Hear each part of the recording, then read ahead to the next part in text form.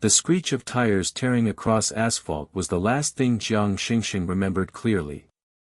A blinding flash of headlights, a sickening lurch, and then the world tilted on its axis. The airbag exploded against her, a harsh, burning embrace. Disoriented, she blinked against the stinging smoke, the smell of burnt rubber thick in the air. Her ears rang with a high-pitched whine, the world a distorted blur of shattered glass and crumpled metal. Fear, cold and sharp, pierced through the fog in her mind. Not like this, she thought, a desperate plea echoing in the hollow of her being. Not after everything. Her hand, trembling uncontrollably, fumbled for her phone, its smooth surface strangely comforting against her clammy palm. The screen cracked, spiderwebbed fractures obscuring the display, but it still functioned. With numb fingers, she dialed the only number that offered a flicker of hope, a lifeline in the encroaching darkness.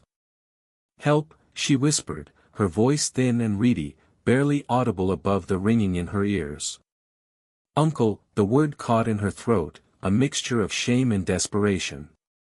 He was the last person she wanted to burden, but the only one she could turn to. The world spun, nausea rising in her throat. The pain, dull and throbbing at first, began to sharpen, radiating from her abdomen. A new wave of fear washed over her, stronger than the fear of the crash itself. The twins.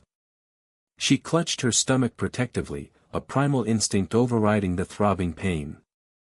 My babies, she hadn't wanted them, had planned, but now, the thought of losing them sent a fresh jolt of terror through her. "Help me," she cried, her voice louder now, laced with panic. The ringing stopped. A deep, familiar voice answered, sharp and alert, cutting through the chaos. "Xingxing. What's wrong?" Relief flooded through her, weak and shaky, but potent nonetheless. Like a drowning person grasping a rope. "Uncle," she sobbed, the word a choked gasp. "There are bad guys," the lie tumbled out, a desperate attempt to explain the inexplicable. To justify her call. To hide the truth that she was alone, terrified, and pregnant with his children. She wasn't sure what she meant by bad guys. Perhaps they were the shadows that danced at the periphery of her vision, the whispers of her past that never truly faded. Or perhaps they were the demons of her own making, the regrets and fears that clawed at her conscience. "Where are you?" His voice was tight, controlled.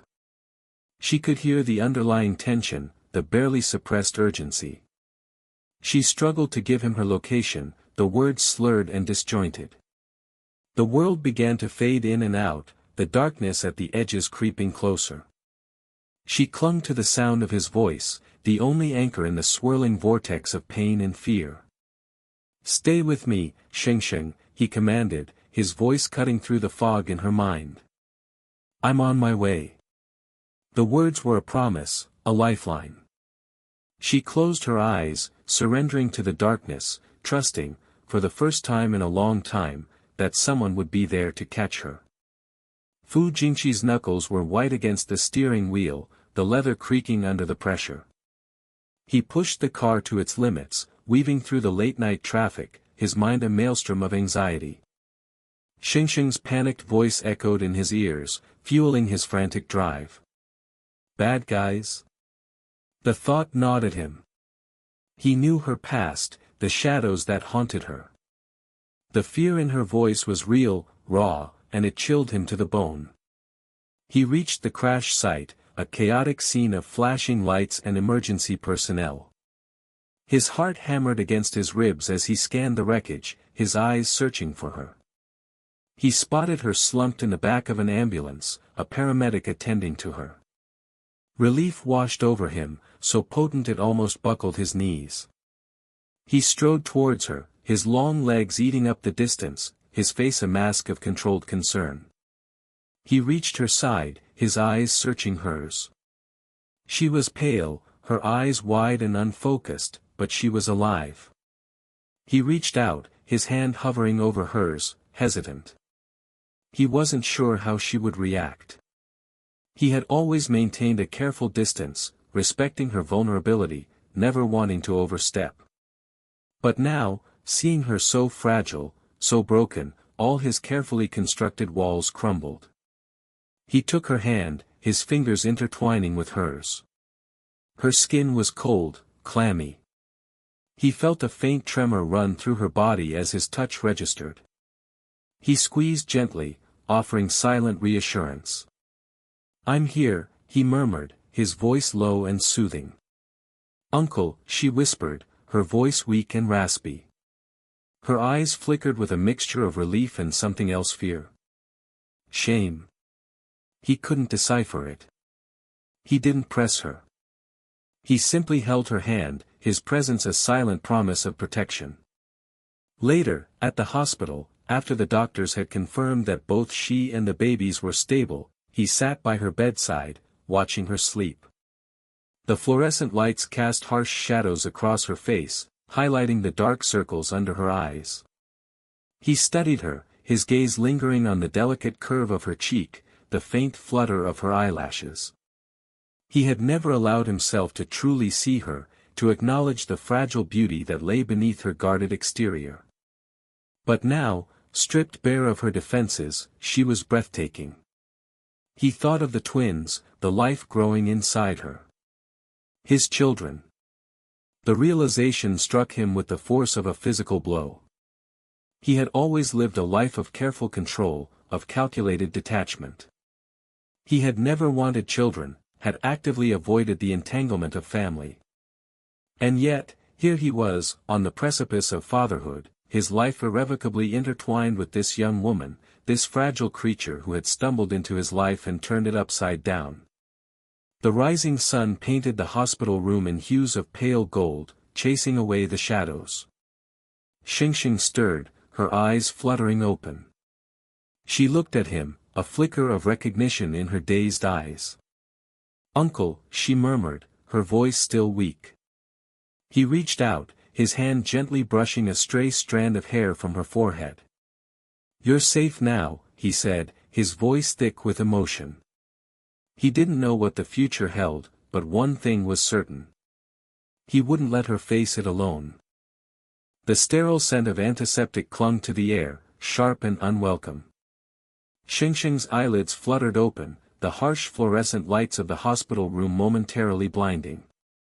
A dull ache pulsed at the back of her skull, a nagging reminder of the screech of tires, the jarring impact.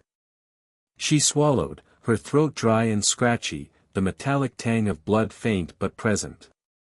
The events of the accident swam back in disjointed flashes, a red blur, the horn's desperate blare, then nothingness. Where was she? What had happened?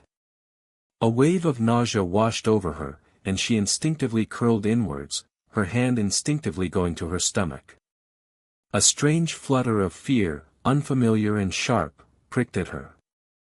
A blurry figure in white approached. "You're awake," a gentle voice said, and the face of a young doctor came into focus. "How are you feeling?" Xingxing's voice was a croak. "My head hurts." Her mind raced, replaying the accident. Had she hurt anyone? Was she seriously injured? The fear intensified, constricting her chest. The doctor smiled reassuringly. "That's normal. You've been through quite an ordeal. You have a mild concussion, but thankfully, no major injuries." She paused, her smile widening. "We also have some good news." Xingxing's brow furrowed.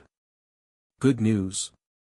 In this fog of pain and confusion, the concept felt alien. "Congratulations," the doctor beamed, adjusting the stethoscope around her neck. "You are pregnant." Pregnant? The word struck Xingxing like a physical blow. She stared blankly at the doctor, the implications of that single word reverberating through her. Pregnant. A child. Responsibility. Fear, raw and visceral, choked her. This couldn't be happening. Not now.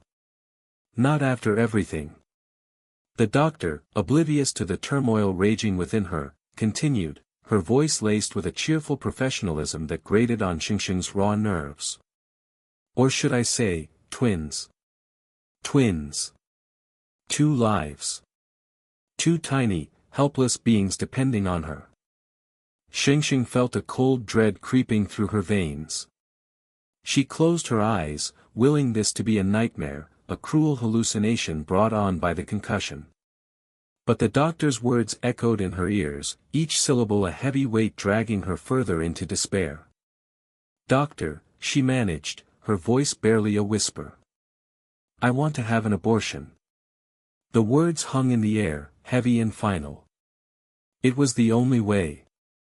She couldn't possibly. The doctor's cheerful demeanor faltered, replaced by a professional concern. "I understand this might be overwhelming. But you are in early stages. You have time to consider your options. We can discuss this further later." Xingxing merely nodded, a hollow ache settling in her chest. Time to consider. But what was there to consider? Her life was already a tangled mess of broken promises and dashed hopes. A child, let alone 2, would only complicate things further. She thought of her adoptive parents, their cold indifference, their constant demands. How could she bring a child into that environment? The thought sent a shiver down her spine. Later that night, the throbbing in her head subsided, but the emotional turmoil continued to rage. She lay in the sterile hospital bed, the rhythmic beeping of the machines a relentless soundtrack to her despair. The news of the twins had set off a chain reaction within her, dredging up buried memories, old wounds. Her fingers unconsciously traced the faint scars on her wrist, a grim testament to a past she desperately tried to forget. She had always longed for a different life, a life free from the suffocating grip of her adoptive family, a life where she could breathe. But this felt like a life sentence. A soft knock on the door startled her. A nurse entered, followed by a tall, imposing figure. Xingxing's breath hitched. It was him. Fu Jingqi, the man she had met only briefly, the man who the memories of that night were hazy, fragmented, but the shame and regret remained. "Mr. Fu," she murmured, her voice barely audible. He approached her bedside, his expression unreadable. He was dressed impeccably, as always, his presence radiating an aura of power and control. He looked at her, his gaze intense, searching. "How are you feeling?" he asked, his voice low and steady. "Better," she lied, avoiding his eyes. She couldn't bear to look at him, couldn't bear the weight of his presence. He was a reminder of her vulnerability, her desperation. He pulled up a chair, the movement smooth and deliberate. "The doctor informed me about the situation." Xingxing's heart pounded in her chest. She braced herself for his judgment, his condemnation. But it never came. Instead, he said, "I will take responsibility." The words hung in the air, heavy with unspoken meaning. Responsibility. What did that even mean? He was a powerful man, used to getting his way. What kind of responsibility did he envision? Financial support? A fleeting visit? The uncertainty gnawed at her. What do you mean?" she asked, her voice trembling. He looked at her, his gaze unwavering. "I mean I will ensure that you and the children are taken care of. You won't have to worry about anything." His words were simple, yet they carried a weight that surprised her. There was no accusation in his tone, no hint of blame. Only a quiet resolve, a sense of acceptance. Xingxing's mind raced. She had expected anger, disgust, perhaps even indifference. But this was unexpected. A flicker of hope, fragile and tentative, began to bloom within her. Perhaps this wasn't the end of the world after all. Perhaps this was a new beginning. A chance to build a different life, a better life, for herself and her children. The fear hadn't vanished entirely, but it was now mingled with a cautious optimism, a sense of possibility that she hadn't dared to imagine before. The antiseptic smell of the hospital clung to Xingxing like a second skin. It had been days since the accident, days spent in the sterile white room, the rhythmic beeping of machines a constant reminder of the life growing inside her. 2 lives. Twins. The word echoed in the hollow spaces of her heart, a strange mix of fear and something else. Something she couldn't quite name. Resentment, perhaps. Or was it a flicker of something akin to wonder? She pushed the thought away, focusing on the dull ache in her abdomen. A loud, brash voice shattered the quiet. Xingxing. It was Jiang Yaozu, her brother, his face flushed, his eyes darting around the room as if looking for an escape route. I heard about the accident. Are you all right? He rushed to her bedside, his concern theatrical, too loud, too much. Xingxing recoiled slightly. He doesn't care, she thought, her stomach clenching. He's here for something. His sudden appearance after years of near silence could only mean one thing, trouble. I'm fine, she mumbled, pulling the thin hospital blanket higher. Good, good, he said, his voice laced with false cheer. He lowered his voice, leaning closer. Listen, Xingxing, things are a bit tight right now. I was wondering, could you lend me some money? The question hung in the air, thick with the unspoken history between them. Years of his gambling debts, his reckless spending, her reluctant handouts. A wave of nausea washed over her, stronger than the morning sickness. I'm in the hospital, Yaozu. I don't have any money. He scoffed, waving a dismissive hand. Come on, Xingxing. Don't play coy. I heard about the guy, the rich one. The one who caused the accident. His eyes gleamed with avarice. He'll take care of you, won't he? Before Xingxing could respond, the doctor entered, his presence a welcome interruption. He held a folder, his expression grave. Miss Jiang, I have the results of the amniocentesis. He paused, his gaze meeting hers. The twins you are carrying are unique. Their genetic makeup is remarkable. It is possible, highly probable in fact, that this is the only time you will be able to conceive. The word struck Xingxing like a physical blow. Only once. These 2 tiny lives, conceived under such chaotic circumstances, were her only chance. The thought of abortion, which had been a constant, nagging presence in her mind, suddenly felt wrong. A profound shift occurred within her, a subtle realignment of her priorities. The fear remained, but now it was intertwined with a fierce, protective instinct. Jiang Yaozu, oblivious to the weight of the doctor's words, continued his wheedling. So, about that money, Xingxing, the doctor, his patience wearing thin, cleared his throat. Mr. Jiang, if you'll excuse us, I need to discuss some private matters with my patient. Yaozu, reluctantly, backed away, muttering under his breath. Later that afternoon, a hush fell over the hospital room as Fu Jingqi entered. He moved with an aura of quiet power, his presence filling the space. He was dressed impeccably, his suit a dark contrast to the sterile white of the room. Xingxing's heart pounded against her ribs, a strange mixture of apprehension and relief. He approached her bedside, his gaze searching hers. How are you feeling?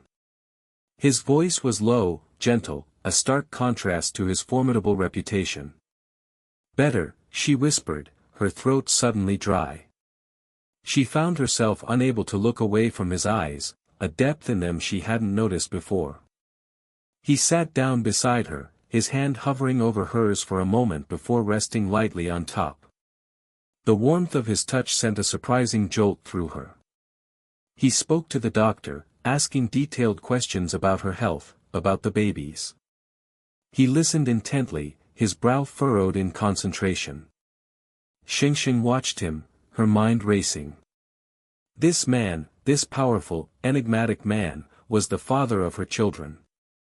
And he was here, taking responsibility, caring. It was a stark contrast to the men she had known, to her adoptive father's indifference, to Yaozu's selfish demands. A sudden commotion erupted outside the room. Jiang Yaozu's voice, raised in anger, cut through the quiet. "I need to see my sister. It's important." Fu Jingqi's expression hardened. He rose to his feet, his movements swift and decisive. He stepped out into the corridor, his voice low and menacing. Xingxing couldn't hear the exact words, but the tone was enough. It was the tone of a man used to command, a man not to be trifled with. A few minutes later, Fu Jingqi returned, his face impassive. He sat back down beside Xingxing, his hand finding hers again. "It's taken care of," he said simply. Later, Xingxing overheard a hushed conversation between two nurses. "Did you see Mr. Fu just fire that man?" one whispered. "Apparently, he was harassing Miss Jiang, demanding money. And Mr. Fu just fired him. Just like that?" "Yes. Apparently the man worked for one of Fu Jingqi's subsidiaries.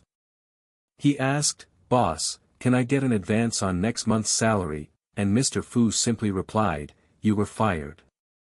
The nurse's voice was filled with awe. "That's power for you." Xingxing closed her eyes, a slow smile spreading across her face. The fear hadn't vanished entirely, but it was overshadowed by a growing sense of hope.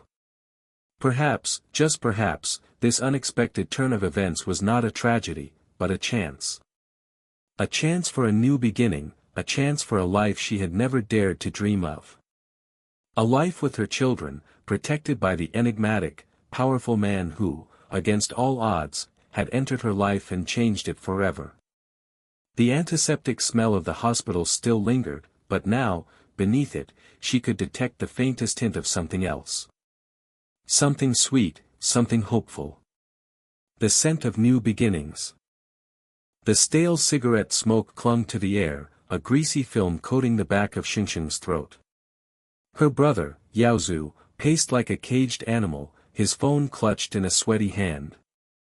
The room, barely larger than a closet, pulsed with a nervous energy that mirrored the frantic thumping in Xingxing's chest.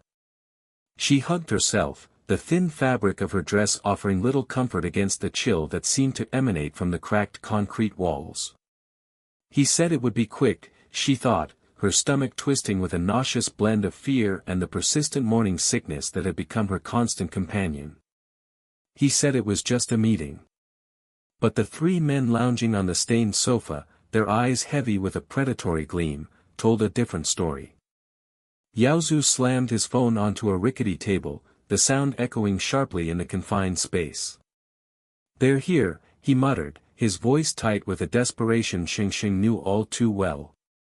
It was the same desperation that had driven him to gamble away their parents' meager savings, the same desperation that now painted him as a cornered rat. A wave of exhaustion washed over her. This was her life, a relentless cycle of his mistakes and her forced complicity. She closed her eyes briefly, picturing the two tiny lives nestled within her, a fragile promise of a future she wasn't sure she could secure. A heavy knock rattled the door, and Yaozu's hand twitched towards his pocket before he thought better of it. He plastered a strained smile on his face, a grotesque imitation of ease, and swung the door open. Two men, bulky and imposing, filled the doorway, their shadows stretching across the room like a shroud. A third man, slighter but with an unsettlingly sharp gaze, followed close behind. Xingxing's breath hitched in her throat. These weren't businessmen. Their expensive suits couldn't disguise the air of menace that clung to them like the cigarette smoke. "Sister," Yaozu said, his voice unnaturally high-pitched, "these gentlemen are interested in helping us." His words hung in the air, heavy with unspoken implications. Xingxing's heart hammered against her ribs, a frantic bird trapped in a cage. Helping us? Helping him. She knew, with a chilling certainty, that whatever help they offered would come at a steep price, a price she would be forced to pay. The slighter man, who seemed to be the leader, stepped forward, his eyes raking over Xingxing with a calculating gaze that made her skin crawl. "We've heard interesting things," he said, his voice smooth and laced with a false cordiality that made her stomach churn. "Your brother tells us you're in a delicate situation." He paused, a smirk playing on his lips. "A situation that could be advantageous." Xingxing recoiled, her hand instinctively going to her stomach. The unborn children, her secret burden and fragile hope, suddenly felt like a target painted on her back. "I don't understand," she stammered, her voice barely a whisper. "Sister, you have to save me," Yaozu pleaded, his voice cracking with a desperation that bordered on hysteria. He grabbed her arm, his fingers digging into her skin. Just talk to them." His eyes, bloodshot and pleading, met hers. "He doesn't even see me," she thought, a wave of despair washing over her. "He only sees a way out." The leader chuckled, a low, guttural sound that sent a shiver down Xingxing's spine. "Your brother has certain debts," he explained, his tone laced with a chilling amusement. "Debts that need to be repaid."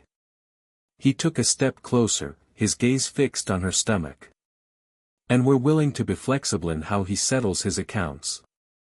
Xingxing's mind raced, frantically searching for an escape, a way out of this nightmare. But the room felt smaller, the air thicker, the men closing in on her like predators circling their prey. "Two don't have any money," she whispered, her voice trembling. "We're not interested in money, dear girl," the leader purred, his voice dripping with a sickening sweetness. "We're interested in other assets." He gestured towards her with a flick of his wrist. "As long as you serve the three of us well, we can give him some time." His words hung in the air, heavy with unspoken menace. Xingxing's blood ran cold. The room spun, the faces of the men blurring into a grotesque mask of greed and lust. The stale air choked her, the smell of cigarettes mingling with the stench of fear. She stumbled back, her hand clutching her stomach protectively. "No," she thought, her mind screaming in silent protest. "This can't be happening." But the predatory gleam in their eyes, the cruel twist of their lips, told her that this was her reality, a reality she couldn't escape. The image of Fu Jingqi's face flashed through her mind, a fleeting memory of strength and security. A sob caught in her throat. "Where are you?"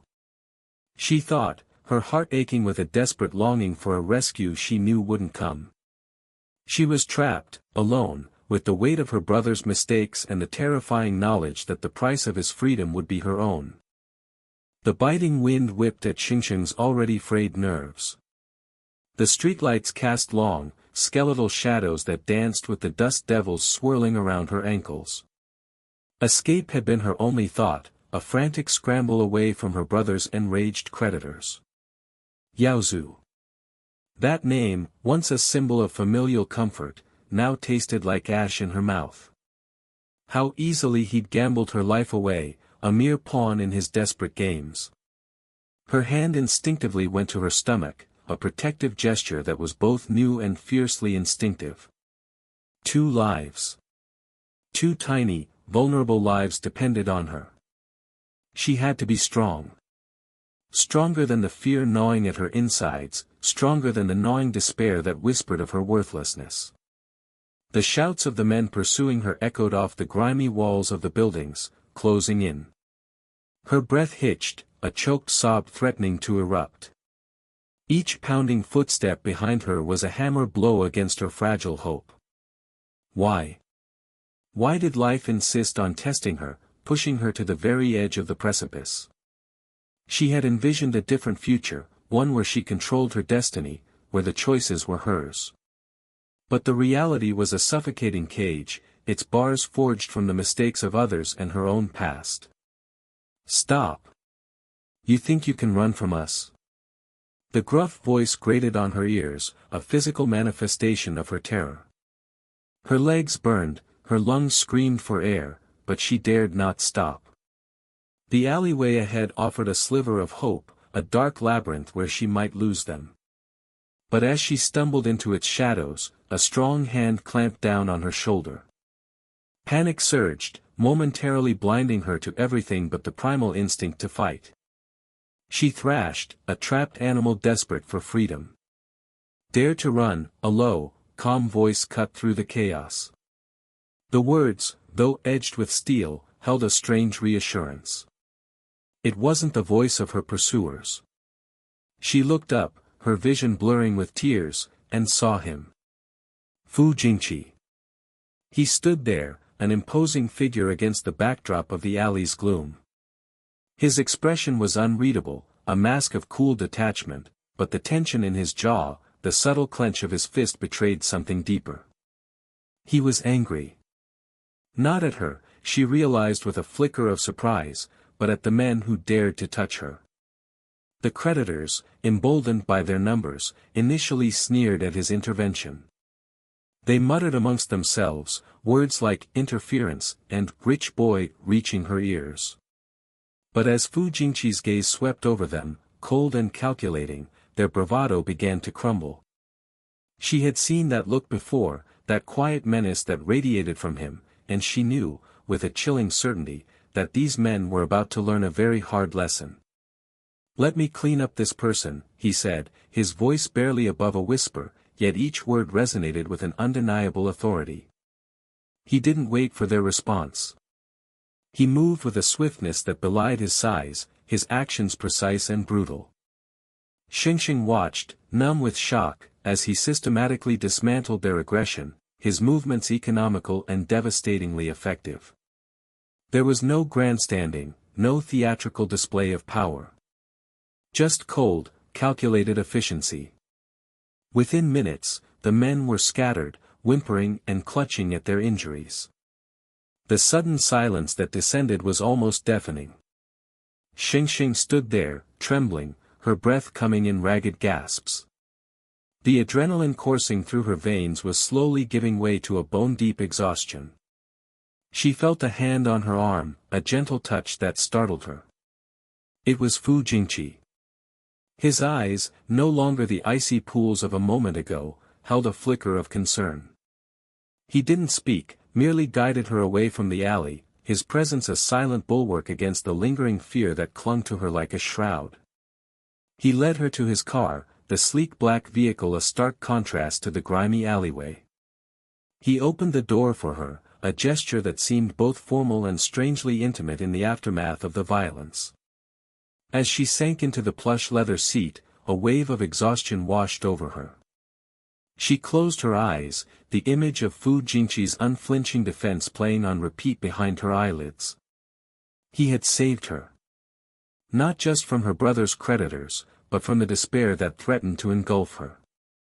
His actions spoke volumes, echoing louder than any words of comfort could have. He was a man of few words, she knew, but his actions resonated with a depth that transcended language. He started the car, the engine purring to life, a soothing counterpoint to the chaotic symphony of her thoughts. Where were they going? What would happen next? The questions swirled in her mind, but for the first time in a long time, a fragile tendril of hope began to unfurl within her. He was there. He would protect her. And perhaps, just perhaps, that was all she needed to face the uncertain future. The rhythmic hum of the engine, the warmth of the car's interior, the silent presence of the man beside her, these small comforts became anchors in the storm, grounding her in the present, reminding her that she was not alone. The city lights blurred past, a kaleidoscope of colors against the darkening sky. She didn't know where they were going, but she knew, with a growing certainty, that wherever it was, she wouldn't have to face it alone. He was there, a silent guardian, a protector in the shadows. And in that realization, a strange sense of peace began to settle over her, a fragile tranquility she hadn't felt in years. The scent of lilies, faint yet persistent, hung in the air, a stark contrast to the antiseptic smell that clung to Xingxing's memory. The plush sofa beneath her felt alien, too soft, too yielding. She traced the intricate floral patterns on the silk cushions, a nervous habit she couldn't seem to break. Just hours ago, she was in a sterile hospital room, the cold dread of an impending abortion clinging to her like a shroud. Now, she was here, in a stranger's opulent home, the man she knew only as uncle, hovering nearby. He moved with a quiet grace that belied a hidden strength, a power she couldn't quite define. "Are you comfortable?" His voice, low and resonant, broke through her thoughts. He held a steaming mug towards her, the aroma of ginger and honey swirling in the air. Xingxing nodded, her throat too tight to speak. Comfortable? How could she be comfortable? Her life, once a predictable path of quiet desperation, had veered sharply into the unknown. She accepted the mug, her fingers brushing against his. His touch sent a strange jolt through her, a warmth that spread from her fingertips to her core. "Drink this. It will help with the nausea." She sipped the tea, the warmth spreading through her chilled body. Nausea. Morning sickness. The reality of her situation hit her with renewed force. Twins. Two lives growing inside her, a future she hadn't planned for, hadn't wanted. Over the next few days, the initial disorientation began to fade, replaced by a strange sense of calm. The man she called uncle cared for her with an attentiveness that bordered on reverence. He arranged for doctors, ensured she ate nutritious meals, and filled the apartment with soft music and the fragrant scent of lilies. He never pressed her, never questioned her decisions, yet his presence was a constant, reassuring anchor in the storm that raged within her. One evening, as the city lights twinkled outside the panoramic windows, he sat across from her, a serious expression etched on his face. "Xingxing," he began, his voice unusually grave, "there are some things I need to tell you." Her heart pounded against her ribs. What could it be? Was he going to ask her to leave? To give up the babies? He paused, as if choosing his words carefully. "You called me uncle. But that's not entirely accurate." His gaze held hers, a strange intensity in his dark eyes. "I am Fu Jingqi." The name echoed in her mind, a name she'd heard whispered in hushed tones, a name synonymous with power and wealth. Fu Jingqi. The reclusive business magnate. But how? Her mind reeled. The expensive car, the opulent apartment, the quiet authority, it all clicked into place. You're him," she stammered, her voice barely a whisper.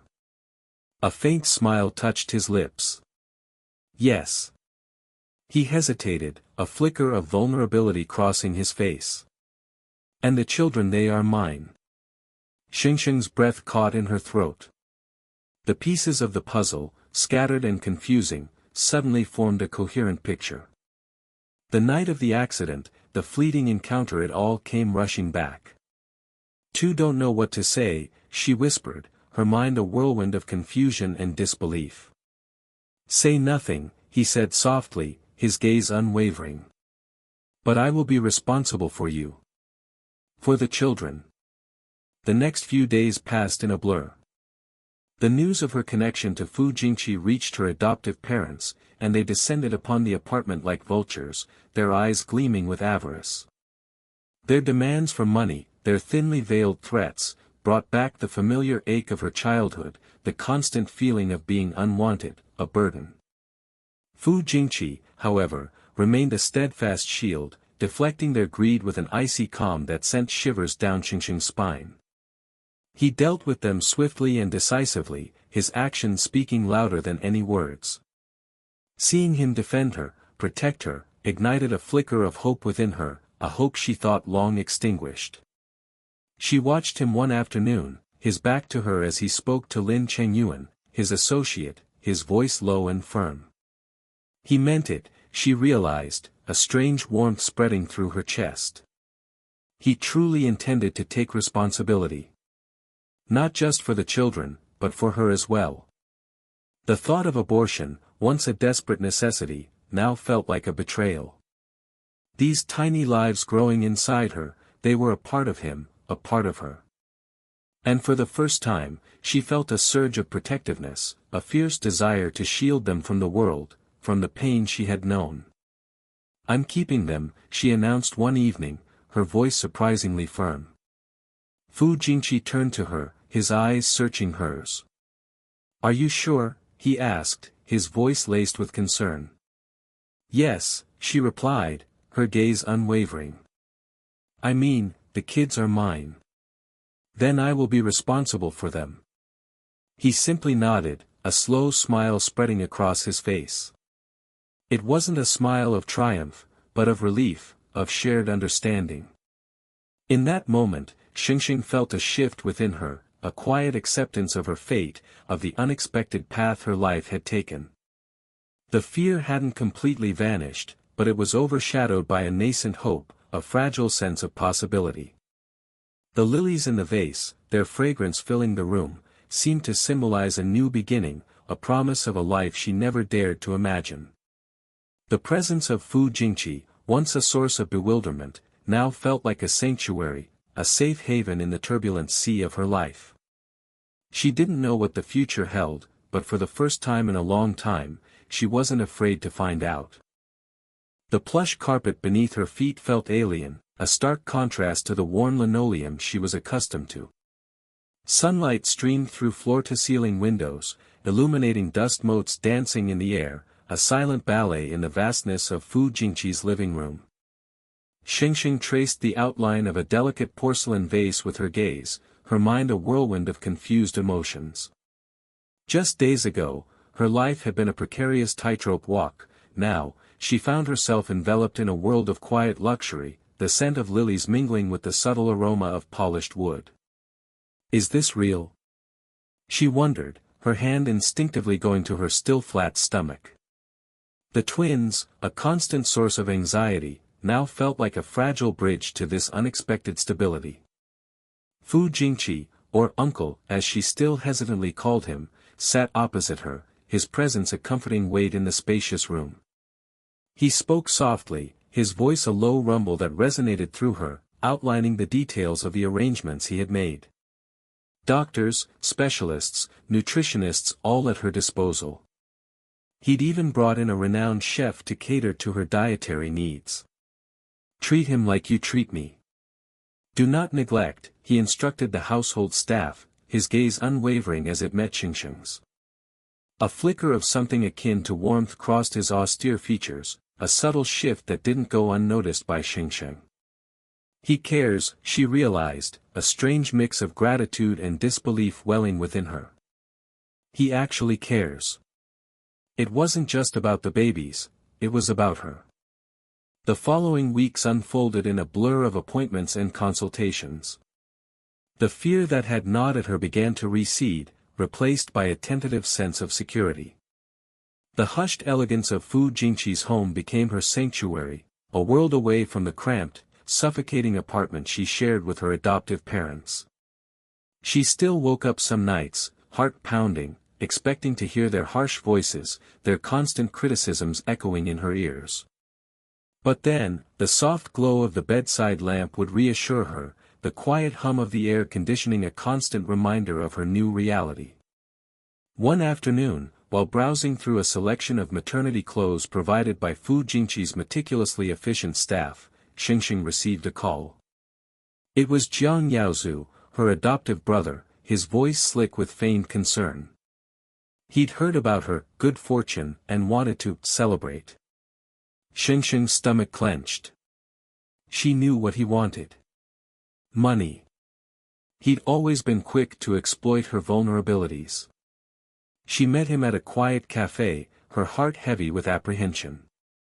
He was all smiles and false camaraderie, but his eyes, she noticed, held a calculating glint. He spoke vaguely of needing funds for a business opportunity, his words dripping with insincerity. Xingxing, emboldened by her newfound security, refused. "This is for my children," she stated firmly, her voice surprising even herself with its strength. Yaozu's smile faltered, replaced by a flash of resentment. He muttered something about ingratitude before storming off. Xingxing watched him go, a strange mix of relief and sadness washing over her. This is the last time, she vowed silently. I won't let him use me again. Returning to Fu Jingqi's home felt like stepping back into a haven. She found him in his study, surrounded by stacks of documents. He looked up as she entered, his expression unreadable. Everything all right? He asked, his voice laced with concern. Xingxing hesitated, then recounted her encounter with Yaozu. I will investigate this matter for you, Fu Jingqi said, his tone calm but laced with steel. Xingxing felt a wave of relief wash over her. She knew he would handle it, efficiently and discreetly.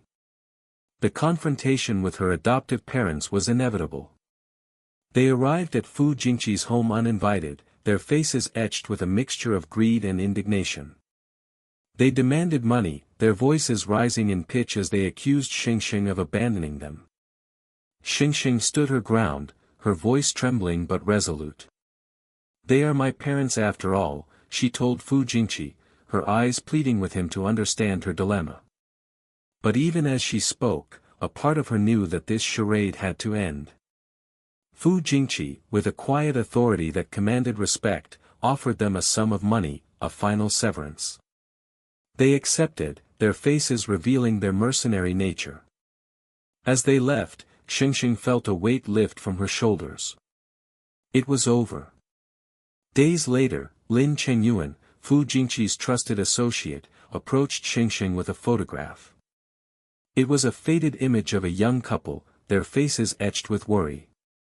These are your biological parents, Lin Chengyuan explained, his voice gentle.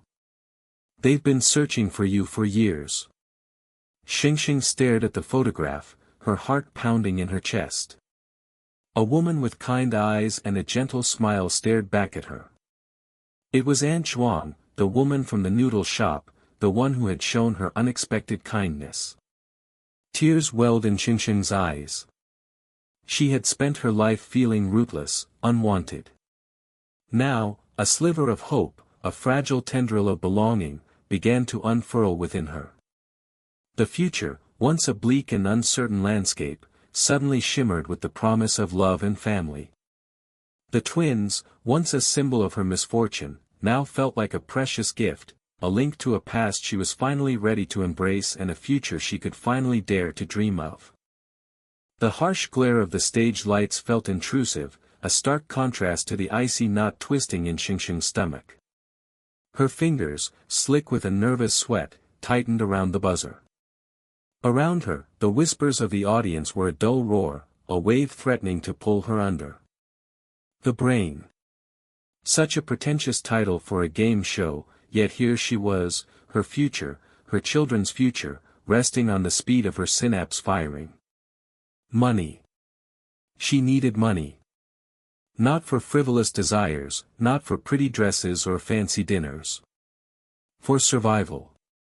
For the two lives blossoming within her. She closed her eyes, briefly, picturing their tiny forms, a fierce protectiveness rising within her, pushing back the fear. Final question, the host's voice boomed, amplified by the stadium speakers. Xingxing opened her eyes, her gaze fixed on the screen as the complex equation materialized. Her mind, a whirlwind of numbers and symbols, began its rapid calculations. The other contestants, their faces etched with concentration, were mere blurs in her periphery. This wasn't just a game. It was a lifeline. The pressure was immense, a crushing weight, yet beneath it, a strange sense of calm settled within her. Almost a detachment. As if some other part of her, some deeper, more primal instinct, had taken control. Time seemed to slow, to stretch, each second an eternity. The buzzer in her hand vibrated with anticipation, a physical manifestation of her racing thoughts. Suddenly, the solution crystallized in her mind, a clear and undeniable answer. Her fingers moved, almost without conscious thought, slamming the buzzer. A sharp, piercing sound cut through the tense silence. The spotlight focused solely on her. The world held its breath. Jiang Xingxing, the host declared, his voice laced with excitement. Is your answer? Xingxing took a deep breath, the icy knot in her stomach beginning to thaw. 147, she stated, her voice steady and clear, surprising even herself. A beat of silence. Then, the stadium erupted. Confetti rained down, the lights flashed, and the host's voice, now a distant echo, announced her victory. We have a winner. The noise, the lights, the sudden rush of congratulations, it was overwhelming. Yet, through it all, one thought pierced the chaos: I won. I did it. She had secured their future. A faint smile touched her lips. Later, away from the blinding lights and the cacophony of the crowd, the reality of her victory settled in. The check in her hands felt heavy, tangible proof of her hard work, her intelligence. A wave of exhaustion washed over her, a deep, bone-weary tiredness. But it was a good tiredness, a satisfied tiredness. A familiar car pulled up beside her. Lin Chengyuan, uncle's ever-present associate, stepped out, his face a mixture of respect and something akin to awe. Congratulations, Miss Jiang, he said, his voice hushed, as if still in disbelief. Archie is waiting for you. Xingxing nodded, her mind already racing ahead, planning, calculating. The hospital bills, the prenatal vitamins, a safe and secure place to live, the pieces of her future were slowly falling into place. The car ride was a blur. Xingxing barely registered the passing scenery, lost in her own thoughts. She hadn't seen uncle since the hospital, a deliberate distance she had maintained. Seeing him now, in the quiet elegance of his study, brought a rush of complex emotions. Gratitude, fear, a strange, unsettling flutter that she couldn't quite name. He stood by the window, his back to her, his silhouette stark against the city lights. He turned as she entered, his gaze meeting hers. His eyes, usually guarded, held a warmth she hadn't seen before. I won the championship, she announced, a small, hesitant smile gracing her lips. The words felt inadequate, a pale reflection of the tumultuous emotions swirling within her. He crossed the room, his steps measured, his presence filling the space. He stopped before her, his gaze searching her face. I know, he said, his voice low and deep. I watched. A silence fell between them, heavy with unspoken words. Xingxing lowered her gaze, fidgeting with the strap of her purse. She had rehearsed this conversation countless times in her head, planning what to say, how to express her gratitude, her everything. But now, facing him, the words seemed to evaporate. He reached out, his fingers gently brushing a stray strand of hair from her face. The touch sent a shiver down her spine, an unexpected jolt of electricity. I want to study medicine, she blurted out, the words tumbling out before she could stop them. It was a dream she had long buried, a flicker of hope she had dared not acknowledge. He smiled, a genuine, unguarded smile that transformed his face. Then you will, he said, his voice firm, unwavering. I'll make sure of it. Later, as they sat together, the silence between them no longer heavy, but comfortable, filled with a shared understanding, Aunt Chuang arrived. Her face, etched with years of regret, softened as she looked at Xingxing. The unspoken words hung in the air, thick with emotion.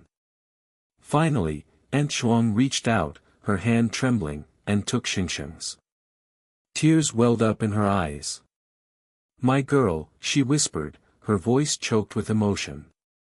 Xingxing stared at her, her own heart aching with a mix of pain and a longing she hadn't realized she'd carried for so long.